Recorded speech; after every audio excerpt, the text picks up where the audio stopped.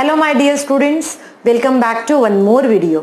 आज की इस क्लास में हम स्टार्ट करने वाले हैं हाइड्रोकार्बन का एक और डिफरेंट टॉपिक। प्रीवियसली हमने एल्कीन एंड एल्काइंस जो है वो हमने स्टडी कर चुका है और अभी जो हम स्टार्ट करने वाले हैं वो है एरोमेटिक हाइड्रोकार्बन्स। सो स्टूडेंट, सबसे पहले तो हाइड्रोकार्बन्स हम सबको पता है। हाइड्रोकार्बन्स मींस क्या होता है? जो हाइड्रोजन और कार्बन से बने हुए वो सभी हाइड्रोकार्बन्स है। यहां पर हमने एक वर्ड यूज किया है एरोमेटिक। एरोमेटिक हाइड्रोकार्बन्स क्यों कहते हैं इसको वो मैं आपको समझाती हूँ। जैसे इसका नेम है एरोमा। एरोमा इट मींस होता है प्लीजेंट स्मेल। तो ऐसे कुछ हाइड्रोकार्बन्स है जिनके पास क्या है, बहुत ही ज्यादा प्लीजेंट स्मेल है, उसे कहा जाता है एरोमेटिक कंपाउंड्स। और अब फर्दर हम और डिटेल में एरोमेटिक कंपाउंड्स के बारे में स्टडी करने वाले हैं। अब स्टूडेंट, इस एरोमेटिक कंपाउंड का जो फर्स्ट मेंबर होता है, जो पेरेंट होता है, उसे कहा जाता है बेंजीन। क्या कहते हैं हम उसको कहते हैं बेंजीन। जैसे हमने हाइड्रोकार्बन्स में पढ़ा था, हाइड्रोकार्बन्स में हमने पढ़ा था ना कि सिर्फ किससे बना हुआ रहता है? हाइड्रोजन और कार्बन से। तो बेंजीन का भी फॉर्मूला होता है C6H6। सो स्टूडेंट, आप देख सकते हो कि यहाँ पर सभी हाइड्रोजन से और कार्बन से, और इसीलिए बेंजीन को माना जाता है पेरेंट ऑफ एरोमेटिक हाइड्रोकार्बन्स, है ना। उसको एरोमेटिक हाइड्रोकार्बन्स का क्या मानते हैं? हम उसको पेरेंट मानते हैं।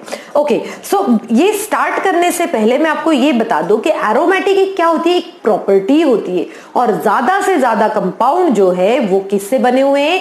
बेंजीन रिंग उसमें जरूर होती है। क्लास 10th में हमने बेंजीन रिंग के बारे में स्टडी कर चुका है। वो एक साइक्लो कंपाउंड होता है और आज की इस क्लास में हम उसका स्ट्रक्चर स्टडी करने वाले। स्ट्रक्चर स्टडी करने से पहले मैं आपको ये भी बता दूं कि एरोमेटिक हाइड्रोकार्बन्स जो है उनको और एक नाम कहा जाता है और वो होता है एरीन्स। उसका एक शॉर्ट फॉर्म दिया उसको, या फिर एक शॉर्ट नाम कहा गया है, और वो क्या होते हैं? एरीन्स। ठीक है। सो एरीन्स क्या हुए? एल्काइल और अराइल। अराइल इट मींस होता है जो बेंजीन से रिलेटेड हो। बेंजीन रिंग आप देखो, जैसे C6H6 है। अब अगर मैं एक हाइड्रोजन को रिप्लेस करके कोई हैलोजन डाल दूं या कोई और फंक्शनल ग्रुप डाल दूं, तो वो सब क्या हो गए? उसके डेरिवेटिव्स हो गए। और इन सभी डेरिवेटिव्स को, इट मींस बेंजीन से रिलेटेड सभी डेरिवेटिव्स को हम कहेंगे एरीन्स। राइट? आ रहा है, समझ में आ रहा है? जैसे हम कहते हैं ना कि भाई एक किसी फैमिली के हेड का जो सरनेम हुआ वही पूरे सबका सरनेम होगा। सिमिलरली बेंजीन भी इनके family, head of the family है। तो बेंजीन से रिलेटेड जो भी रहेंगे उनको हम एक और नाम से कॉल कर सकते हैं और वो हो सकता है एरीन्स। सो स्टूडेंट, आज की इस क्लास में हम स्टार्ट करने वाले हैं स्ट्रक्चर ऑफ बेंजीन। सो हम क्या स्टडी करेंगे? हम स्टडी करेंगे स्ट्रक्चर ऑफ बेंजीन। तो स्ट्रक्चर ऑफ बेंजीन में देखो हम कौन कौन से टॉपिक कवर करने वाले हैं। जैसे हमें पता है कि बेंजीन क्या है? C6H6 है। तो बहुत सारे साइंटिस्ट ने बताया गया, नंबर ऑफ साइंटिस्ट ने बताया कि भाई बेंजीन का स्ट्रक्चर किस तरीके से होता है। किसी ने ओपन चेन स्ट्रक्चर बना। ओपन चेन मींस कैसे? जैसे अगर ये है तो किसी ने ये ऐसे स्ट्रक्चर बना के देखा। ठीक है कि भाई ये 6 हो गए कार्बन, इनको अरेंज करके देखा, फिर उनकी प्रॉपर्टीज के बारे में बताया, पर वो प्रॉपर्टीज उसके ओपन चेन से मैच नहीं हो रही थी। और इसीलिए एक साइंटिस्ट जिसने जो उसने प्रॉपर्टीज बताई, वो सभी प्रॉपर्टीज क्या हो रही थी? मैच हो रही थी जो ये बेंजीन दिखा रहा था। और वो साइंटिस्ट का नाम बहुत ही इंटरेस्टिंग है, जो आपको हमेशा याद रहेगा, और वो है ऑगस्ट केकुले। है ना? बहुत इंटरेस्टिंग नाम है। क्या नाम है इनका? August Kekule. So August Kekule जो है, ये इन्होंने आपको बेंजीन का कंप्लीट स्ट्रक्चर जो है समझाया है। और इतने सालों पहले से स्टूडेंट, अगर आप देखोगे तो ऑगस्ट केकुले जो है, इन्होंने लगभग 18th सेंचुरी में आपको समझाया था कि बेंजीन का स्ट्रक्चर क्या होता है। और 18th सेंचुरी से लेकर अभी तक हम बेंजीन का स्ट्रक्चर वही मानते हैं और उसी के अकॉर्डिंगली हम फर्दर स्टडी भी करते हैं, क्योंकि वो स्ट्रक्चर बहुत ही ज्यादा एक्यूरेट है। अब देखो इसमें कैसा है वो स्ट्रक्चर ये बताता है, ऑगस्ट केकुले ने जो हमें स्ट्रक्चर बताया, उन्होंने कहा है कि ये जो कार्बन जो है, ये 6 कार्बन एटम क्या है, एक दूसरे के साथ में इस तरीके से अटैच्ड है, इन अ क्लोज्ड चेन में अटैच्ड है, और साथ में ही इन सब की जो है, सबके पास एक एक हाइड्रोजन भी है। इसके लिए ऑगस्ट केकुले ने बहुत सारे रिसर्चेस किए, बहुत सारे एक्सपेरिमेंट्स किए, और साथ में उनके एविडेंस भी दिए गए हैं कि उन्होंने ऐसा स्ट्रक्चर क्यों बताया है। अब देखो ये जो स्ट्रक्चर बन गया, अब हर जगह पे वैलेंसी कंप्लीट नहीं थी, इसीलिए उन्होंने ये भी बताया है कि इसमें क्या होता है। यहाँ पर देखो ध्यान से, सबकी वैलेंसी आ रही है, 4 वैलेंसी है, यानी चेक कर लेते हैं। देखो इस कार्बन के पास 4 वैलेंसी, इस कार्बन के पास, सभी कार्बन्स के पास 4 वैलेंसी कंप्लीट हो चुकी है। और ये स्ट्रक्चर दिया है ऑगस्ट केकुले ने, जिसे हम कहते हैं केकुलेज स्ट्रक्चर ऑफ बेंजीन। और हम ये भी स्टडी करते हैं कि इस स्ट्रक्चर को या तो आप एक्सपैंडेड फॉर्म में इस तरीके से लिख सकते हो, या फिर सिंपली हम इसको एक ऐसा हेक्सागन बना सकते हैं, और हेक्सागन में ये इस तरीके से हम क्या दिखा सकते हैं, डबल बॉन्ड दिखा सकते हैं। और ये हुआ बेंजीन का केकुलेज स्ट्रक्चर और केकुलेज स्ट्रक्चर ऑफ बेंजीन। तो अब क्वेश्चन ये आया कि भाई ये जो जब डबल बॉन्ड है और ये तो डीलोकलाइज होते रहते, डीलोकलाइज इट मींस मूवमेंट करते रहते, तो इसके कुछ रेजोनेंस हाइब्रिड भी है। इसका क्या है, कुछ रेजोनेंस हाइब्रिड भी है। वो रेजोनेंस हाइब्रिड मींस क्या होता है, रेजोनेंस तो हम ऑलरेडी पढ़ चुके हैं।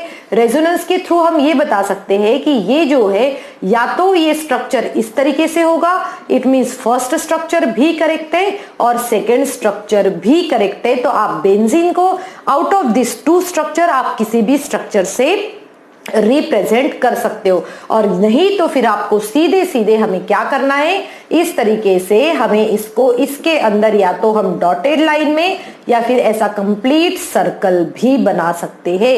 ये एक्सप्लेन किया गया था ऑगस्ट केकुले ने। और ऑगस्ट केकुले ने क्या एक्सप्लेन किया गया था वो भी मैं आपको अभी डिटेल में समझाती हूँ, उनके स्ट्रक्चर में क्या बताया गया है।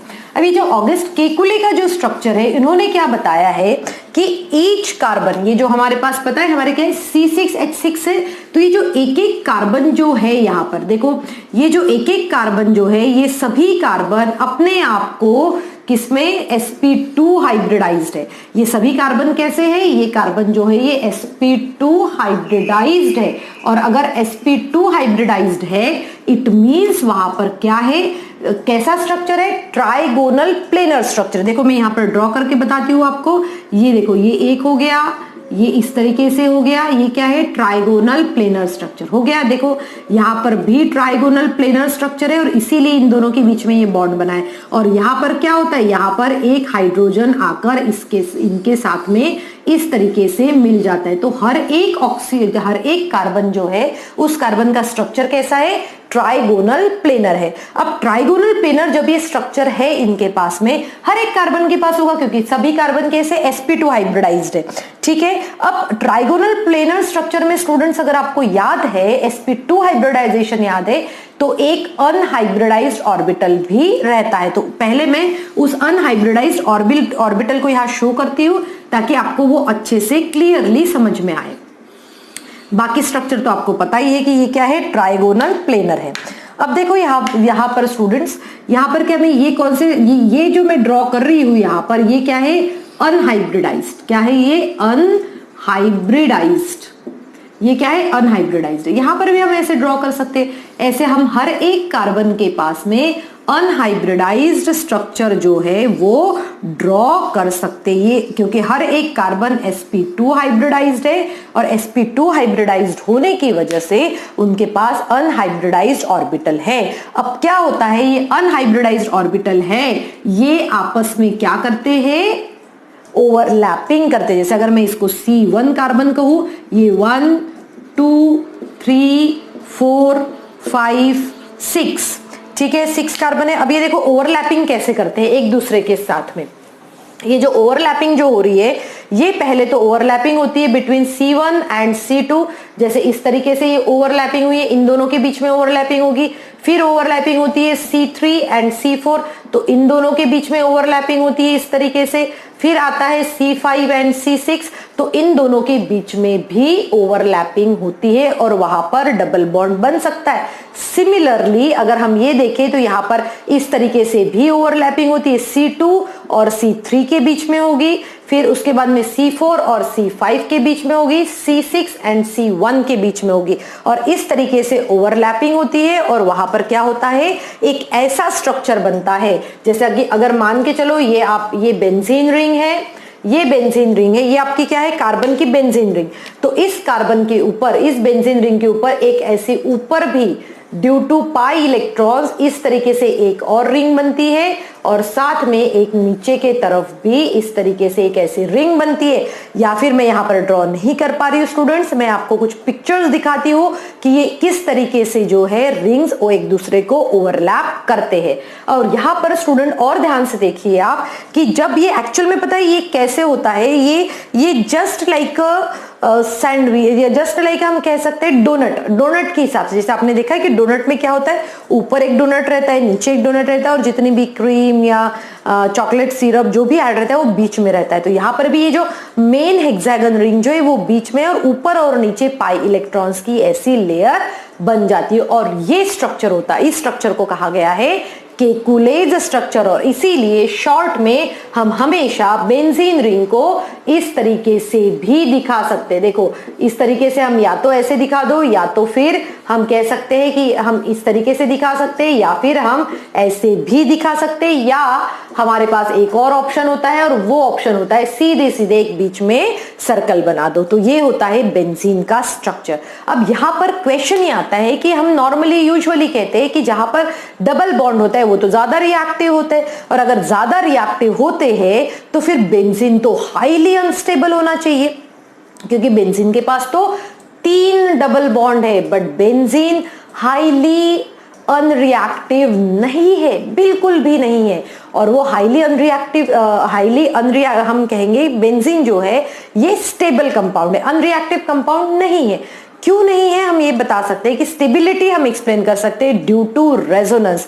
रेजोनेंस होने की वजह से उसके पाई इलेक्ट्रॉन हमेशा डीलोकलाइज्ड रहते हैं, वो सब दूर स्प्रेड होते हैं इन अ वाइड एरिया। सो हम ये कहेंगे कि बेंजीन जो है हम कहेंगे बेंजीन जो है स्टेबल कंपाउंड है। And why benzene is a stable compound after presence of 3 double bond. हम बहुत बार एक क्वेश्चन आता है कि बेंजीन 3 डबल बॉन्ड होने के बावजूद भी इतना स्टेबल कैसे है, तो हम ये की कह सकते हैं बेंजीन स्टेबल ही इसीलिए है क्योंकि उसके जो पाई इलेक्ट्रॉन्स जो रहते हैं वो डीलोकलाइज्ड रहते हैं, उसका मूवमेंट हमेशा होते रहता है। सो स्टूडेंट आई होप आप सभी को बेंजीन का ये जो प्लेनर स्ट्रक्चर है ये आपको अच्छे से समझ में आ गया होगा। Thank you students and have a